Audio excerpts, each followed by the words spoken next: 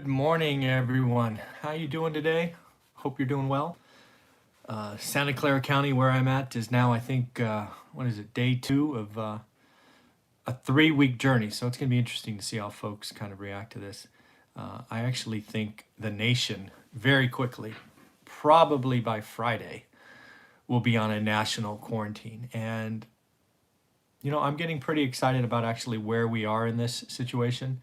If you watch these daily Millionaire news, you know that I've been talking to you now for at least 6 months, every single day.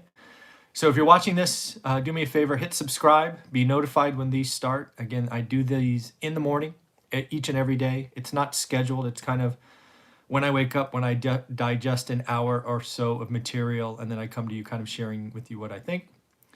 This has everything to do with the consumer/economy and the cost of capital.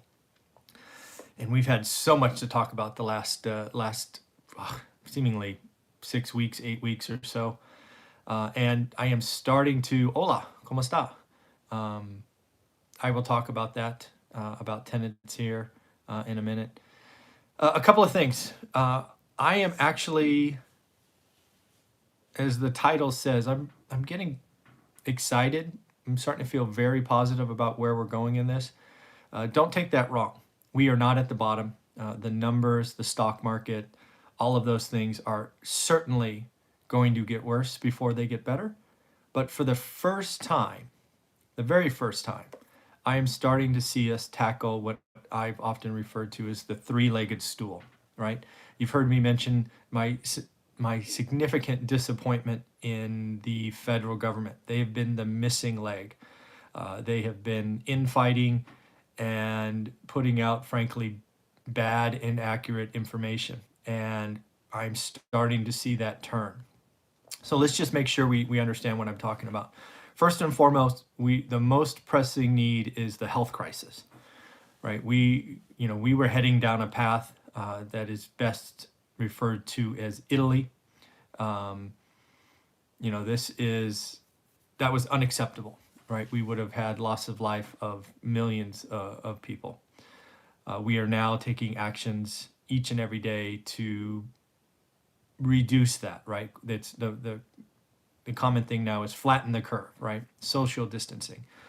That's going to work. I was very disappointed to see a picture of South Beach or Miami somewhere where seemingly thousands of people were gathered on the beach because of spring break. That's not acceptable. I think those kind of social media posts are going to be what causes the federal government to institute a national holiday. I'm sure they'll call it spring break, holiday, whatever. We've been talking about that for several weeks now. That is coming. And I think it has to. Some folks feel invincible. They don't see how their actions could impact another loved one, another friend, another neighbor. And, you just gotta turn it off for a little while. Unprecedented times, certainly. Something I could have never imagined living through, but that's where we are. I was very encouraged by the Open this morning. Again, I got up early and watched the Open. It was down. Again, I expect more down days than up days, but it was more orderly, right? The circuit breakers weren't tripped in the first 5, 6, 15, 20 minutes. So encouraged by that. Still lots to go wrong. Still numbers are going to go lower. So don't take this as a bottom. We're not there yet, but it's more orderly than the last 10 days. So that was pretty cool. Don't know if you saw this, but there's finally headlines in the news that should scare the bejesus out of the federal government, and that is why they're finally talking about real action. I think it was Mnuchin put out a word to, I think it was the Senate, but basically really to everyone, because as soon as he said it, we knew it was going to go public. If the federal government doesn't do something, we will have at least 20% unemployment in Q2, right? We are a service-based economy, we are a consumer-based economy, and we are frankly shutting it down. I mean, shutting it down, right? Bars, gyms, restaurants, other than takeout, airlines, travel, hotels, it's all down. Retail, down. And that has an impact, right? So, what's going to happen is we're going to finally take care of the second leg, right? We talked about health first. The second one is our citizens. I lived through, invested, and profited from the financial crisis of '08. It was, frankly, scary, but it was easier to control, right? There was something less than 100 companies that you sort of had to get your arms around. Some of them were wieldy and huge and scary, but it was a small list, relatively speaking. Here we're talking about every man, woman, child in America, right? I've said on this channel many, many times, this is a Main Street problem, not a Wall Street problem. And by that very nature, it's harder to do. So the only thing, and I've talked about it many times, they are finally talking about it, is we've got to send money directly to every person, if not every person, every adult. And it just has to happen, right? It just has to happen. You know, we're taking significant portions of our economy and telling them to stay home. And if we don't make sure they have cash in their pocket to continually put food in the fridge, pay rent, this gets out of control, and we all would not like the outcome of that. So that has to happen. I'll be one of the first people to talk about. I think it needs to happen every month on the, let's call it 15th or the 1st. You pick the day, until this is no longer a national emergency. So this could go on for 2 or 3 months. And if it goes on 5, so be it, right? We've got to take care of the American citizens so that we have what's left of the functioning economy when we come back. That will explode the deficit. Yes, the medicine will suck because there will be side effects that we will pay for generations, called inflation. But if we don't, we won't like the outcome, right? It's kind of both outcomes suck, but one is better than the other. The other thing is they're finally being real about how bad Q2 is going to be. You've heard me talk about 10%, double digits. I said 10%. For the first time, I saw a analyst talk about a number that was bigger than mine, and they could be right. They're talking about 12%. It's going to be double digits. The depth of the recession or the Great Recession or real estate depression, the lowest I saw was 8%. We are going to crush that. Q2 is going to be, it's hopefully something we look at a decade from now and go, wow, what happened during that period? And we got to go look it up and we're like, oh yeah, that was that Corona thing. So, let's just realize Q2 is going to be bad. Hence, we have to give Americans a check. It is bitter medicine. Lots of us don't like the socialist aspects of that, but trust me, you will like the anarchy and destruction far, far less. So let's just get over ourselves. The other things that I think are happening is I'm hearing out bailouts more. I am anti-bailout. I want ownership. I want the federal government to own the companies. And I'm full support of helping the companies that got in trouble, Boeing, airlines, cruise lines, whatever you want it to be, retail. But don't bail them out with some interest-free loans. Their CEOs did tremendous stock buybacks. There has to be a penalty for that. So buy 10, 20, 40% of the company at ridiculously cheap prices and benefit from the upside, and then sell in a decade and profit and pay off our national debt. There is no question that if the federal government, here's the deal, right? The federal government says we are going to buy 25% of Boeing at 100. I looked earlier, it was around 100. I guarantee you the stock pops to 125 because the government would buy the common stock. If the federal government comes in and says we will do some kind of loan program and blah, blah, blah, but you've got to wash out the common stock, how does that help? I mean, that just doesn't help. The other thing that I've heard for the first time that we have to absolutely get by is we have to change Wall Street's behavior. We have to outlaw behavior that got us here. Balance sheets of companies have been laddered up to buy debt. We've talked about that many, many, many times on this channel, and it's part of the problem. So let's outlaw stock buybacks, right? You're frankly manipulating it, making it easier for your CEOs to hit benchmarks and blah, blah, blah. So let's get after it, and let's not repeat mistakes. This is going to prove to be a nasty one. The third leg of the stool is the debt market, right? The Wall Street and debt market. It is very broken. And I think what's going to come out of this is people are going to finally realize that ETFs and index funds are cute and kind of easy to understand for all of us, but it is where the problem is. Look at the ETFs for silver and gold, for example. I've looked at those the last couple of days because you, the listeners, have told me what's going on. The only thing I can tell you is the ETF system is broken. It doesn't work, right? When you're in a movie theater and you yell fire, nobody can get out.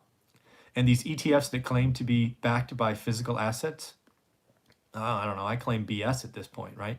Because when I did a quick search of people that I used to buy silver from, right, these primary dealers, nobody can find silver today. At least nobody's selling it. Maybe they're hoarding it, right? I hear that a lot. But the fact that the ETF can be sold in milliseconds and could be sold as other positions, are hard to liquidate. I can't buy physical silver. So, yeah, silver's down, I think last time I checked, below 13 in the paper market. I bet you pay $20 in the physical market. So this whole ETF idea is it's cute. It works in a normal market, but it doesn't always work. So let's call it an interesting experiment and get out of the way. But here's the deal, right? As I said yesterday, and I think the day before, we are getting closer and closer to the bottom, and the winners are going to be the people that take once in a lifetime opportunities on stocks. Yeah, that's very true. Yep. So the silver, yeah. This is the deal, right? So I think it's going to be a stock pickers game, and I use game on purpose.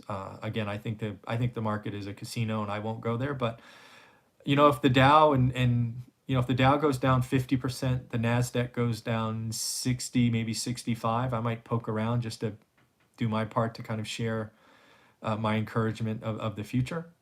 Believe me, it'll be 1 or 2% of what I have, but I might throw it out there just to show that I'm confident that these are buying opportunities, but we're not there yet. I think we're down 30% roughly. There's more to go. So what else is going on? Clearly going to have a severe global retraction, a global recession going on. Oil, the Saudis and Russians are going at it. That's yeah, I'll talk about that as well, Noah. So again, oil's going down. Mortgage apps are dropping. Mortgage rates are actually finally going up. The 10-year, as we talked about on this channel, was down under 0.5 seemingly a week ago. It might have been 2. It's now above 1.2. And that's finally going in the right direction, right? All of these things are starting to go the direction that they should go because we're finally getting our arms around the problem and treating all 3 legs of the stool. Something that I hope comes out of this environment is people really start to understand needs versus wants.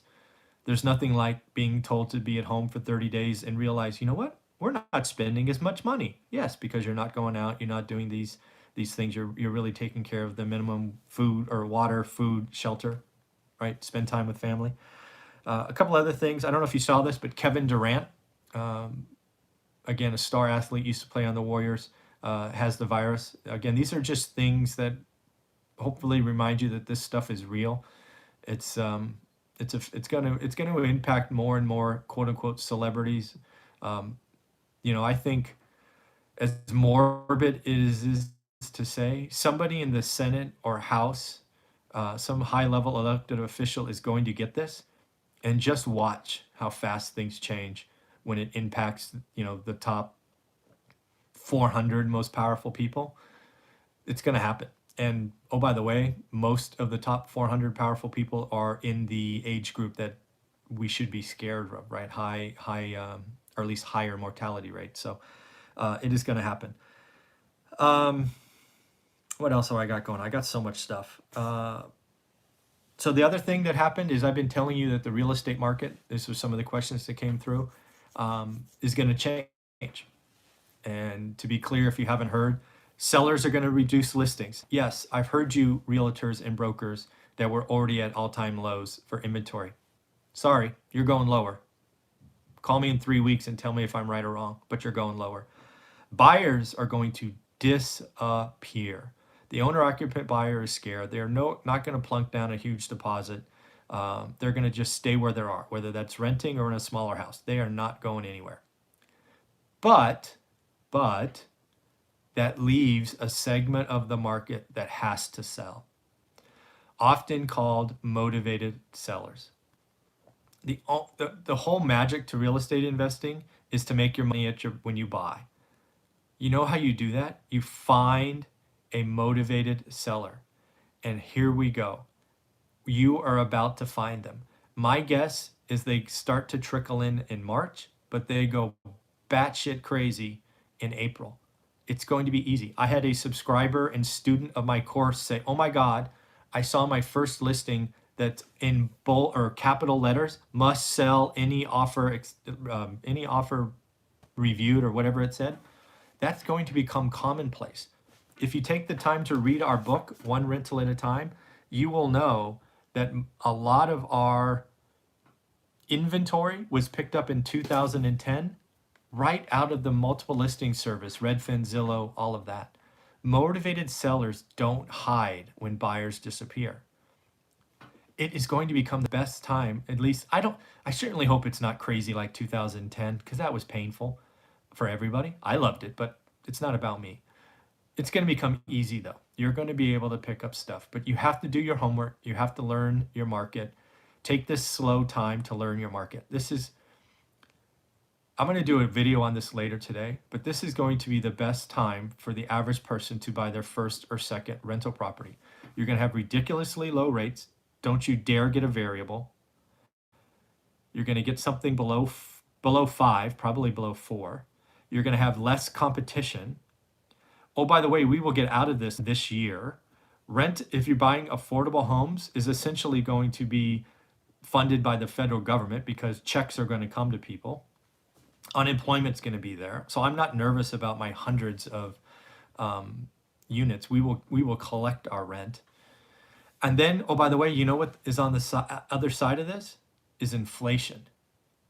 Inflation is going to rear its ugly head in 2022, 23, 24. And it's going to be more than this 2% we've gotten used to. The side effect is going to be real. But guess what? If you own rental real estate financed with cheap 30-year debt that's fixed, don't you get a variable, you're going to be smiling all the way to the bank. As inflation takes the value of your property up, inflation takes the value of your rent up, and you keep the difference. So do yourself a favor. Learn your freaking market. It is going to be paramount that you don't gamble. So figure out what your market produces, watch it turn. It is turning right now. It is time to get in and look at it. If you don't know what I'm talking about, just look at the outline.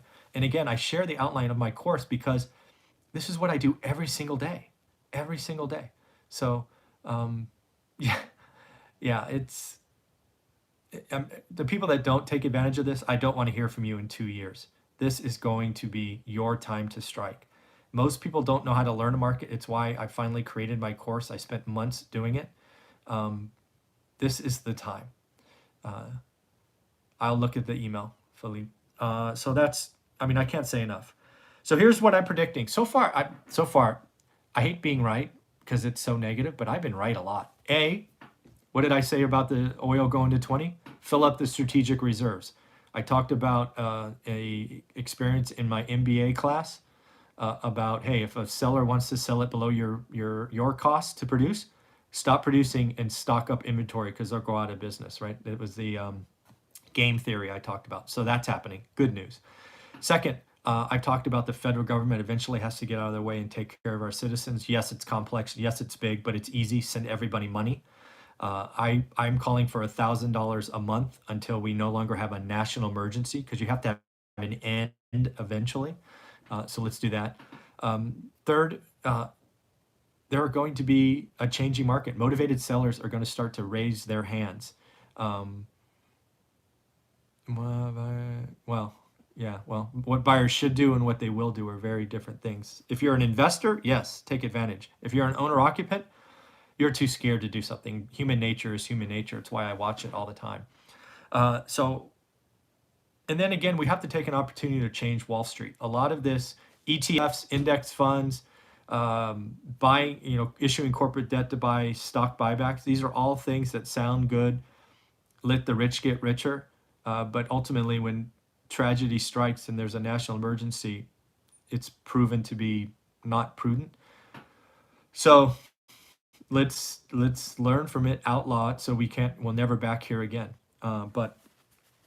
And then the last thing is, I really believe that if the government comes in and takes ownership of companies. Don't you dare wipe out common stock. You're hurting citizens. Stop it. Come in and set a floor below important and critical industries and critical companies. Buy the common stock. The federal government has to buy the common stock. Man, then we're set up for rocket fuel. This will go lower. This will be painful. But boy, I am getting excited. You can finally see the three legs of the stool going, you know what? We are an amazing country, an amazing world. We are going to get through this together. Yes, we're going to do things that are maybe unnatural, but we're going to hold this thing together and we're going to do it together. So I'm very encouraged for the first time. And if you watch these daily videos, go back and watch the last couple of weeks. I've been telling you I'm scared. Again, we will go lower. I still think the NASDAQ has not had the tech wreck. It's coming. The tech still has to come down. Yes, there are some clear winners. Zoom, WebEx is part of Cisco, I think. There are some technologies that are just crushing it. Security stocks as people work from home. But there's a lot of tech that's in trouble. And I know this because I worked after the 9/11 crash at a company that was going to go public, had 100% growth rate, all these great things, and boom, disappeared. And we were bought not 9 months later. So tech wreck hasn't happened. I don't know why, but it's coming. And yeah, so I'm pretty encouraged. Still lots of bad news. The news is going to get worse before it gets better, but hopefully you're hearing I can finally see the light at the end of the tunnel. So have a wonderful day. Do me a favor, subscribe. Ask your friends to join. I'm a little nervous about subscriber counts not growing faster. Very pleased to be over 5,000, almost 5,200. But we're going to be putting out multiple videos a day because I'm at home. I got nothing to do. So do me a favor, help this grow. Share on Facebook, other groups, and we will do our daily talk tomorrow morning. Take care. Bye.